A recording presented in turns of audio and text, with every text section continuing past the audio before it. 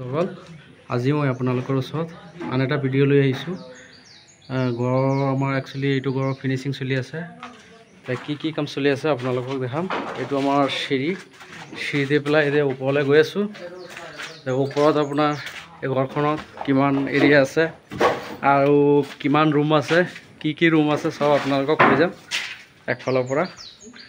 এইটো চাওক, একচুৱেলি প্ৰথম তলৰ পৰা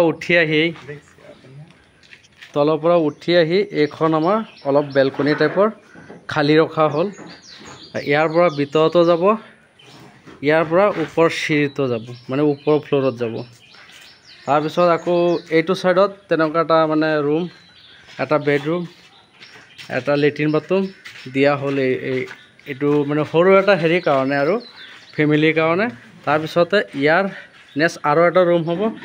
এই গেপটো যে আছে, গেপৰ সেইটো ছাইডত এটা ৰুম হ'ব, ইয়াৰ লগত এডজাষ্ট থাকিব। এইটো এটা পাৰ্ট হয়, ভাড়া চিষ্টেমৰ কাৰণে এইটো কৰা হ'ল। তাৰপিছত নেক্সট মই ভিতৰত জাষ্ট সোমালোঁ। ভিতৰত সোমাই এতিয়া চাওক, এইটো আমাৰ ড্ৰয়িং আৰু ডাইনিং একেলগতে আছে। ড্ৰয়িং ডাইনিং দুইটা একেলগত। সেইটো হ'ল ড্ৰয়িং আৰু কাণতে এইটো আছে ডাইনিং, লগতে কিটচেনটো লাগি আছে। আৰু এইফালে এইটো বেডৰুম লাগি আছে। এই বেডৰুমটো সেইটো পাৰ্টৰ, এই পাৰ্টটোত আহি পেলাই এই বেডৰুমটো হেৰি হ'ব, এডজাষ্ট হ'ব। আৰু এই দৰ্জাটো ধৰক এতিয়া বন্ধ থাকিব। ফিউচাৰত যদি কোনোবা যে বিচাৰে যে নাই গোটেইটো ল'ম, তেতিয়া এই দৰ্জাখন খুলি দিব। ছেম তেনেকুৱা আপোনাৰ এইটো হ'ল কিটচেন, এইটো পাকঘৰ হয়। পাকঘৰটো ইমান ডাঙৰ নহয়, পাকঘৰটো মোটামুটি ধৰক 8 ফুট বাই 10 ফুট, 8 বাই 10 পাকঘৰটো আছে। সৰু পাকঘৰ, কিন্তু সৰু পাকঘৰ ভাড়াঘৰৰ কাৰণে ইমান ডাঙৰ পাকঘৰ নালাগে। সেইটো হ'ল পাকঘৰ এটা। তাৰপিছতে আকৌ এইটোত আহিলোঁ এতিয়া বেডৰুমত। এইটো বেডৰুম চব গাঁথনি কিন্তু লিণ্টাৰলৈকে হৈ আছে। গাঁথনিবিলাক লিণ্টাৰলৈকে গৈ পালে। এইটো চাওক, আৰু গাঁথনিত কিন্তু ইমান মছলা খোৱা নাই। মছলা এটা হিচাপত খুৱাব লাগে, তেতিয়া গাঁথনিবিলাক জোৰ হয়। তাৰপিছতে এই ৰুমটোৰ কাৰণে এটা লেট্ৰিন বাথৰুম দিয়া হ'ল। এইফালে এই বাহিৰত দিয়াৰ কাৰণে এইখনত সৰুকৈ জেগা অলপ থাকিলে বেলকনি ছিষ্টেম। ইয়াত আপোনাৰ গ্ৰিল এটা লগাই দিয়া হ'ব। আৰু লেট্ৰিন বাথৰুমটো এইটো সৰু লেট্ৰিন বাথৰুম আৰু ৰুমৰ লগত এডজাষ্ট।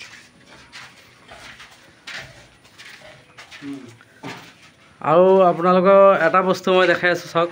এই যে গাঁথনি কৰিলে, গাঁথনিবিলাক চাব। এইবোৰত কিন্তু মছলা বেছি খোৱা নাই। এইবোৰ কিন্তু আধা ইঞ্চি মছলা খোৱা আছে। আৰু সদায় যদি আপোনালোকে মছলাটো হিচাপত খুৱাই, আধা ইঞ্চিকৈ যদি খুৱাই যায়, আধা ইঞ্চি খোৱালে এটা কাৰণেই ভাল,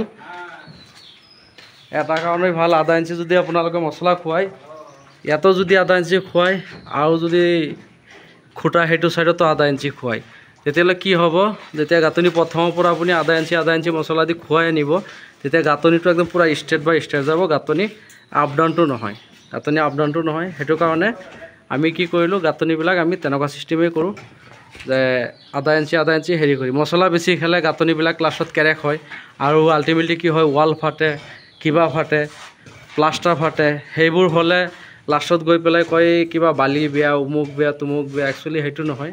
গাঁথনিত মছলা খোৱাৰ ওপৰত ডিপেণ্ড কৰে। মছলা যিমান কম খোৱাব, গাঁথনিবিলাক ইমান ষ্ট্ৰং বেছি হ'ব। সেইকাৰণে একচুৱেলি আমি য'তেই আজিলৈকে ইমান দিন কাম কৰি আছোঁ, তেনেকুৱা আজিলৈকে বেমাৰ ওলোৱা নাই যে গাঁথনি ফটা মেলা, তেনেকুৱা বেমাৰ নাই। তেনেকুৱা বেমাৰ হোৱা কাৰণটোৱেই হ'ল এইটো, মছলাটো বেছি খোৱালে ৱাল ফাটিব।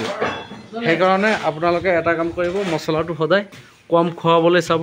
যিমান কম খুৱাব, ইমানেই আপোনালোকৰ গাঁথনিবিলাক ষ্ট্ৰং হ'ব। এইটো চাওক, আধা ইঞ্চি মছলা আছে। এইটো আধা ইঞ্চি যদি খুৱাই যায়, একদম গাঁথনিবিলাক ষ্ট্ৰেট থাকিব। চাওক, ওপৰৰ গাঁথনিখন আপোনালোকক দেখাই আছোঁ। ওপৰৰ গাঁথনিবিলাকো চাওক, একদম ষ্ট্ৰেট আছে। একে চোতাতে গাঁথনিবিলাক চলি আছে। আৰু বন্ধুসকল, আপোনালোকে মোৰ ভিডিঅ'টো চাই থকাৰ কাৰণে ধন্যবাদ। Thank U.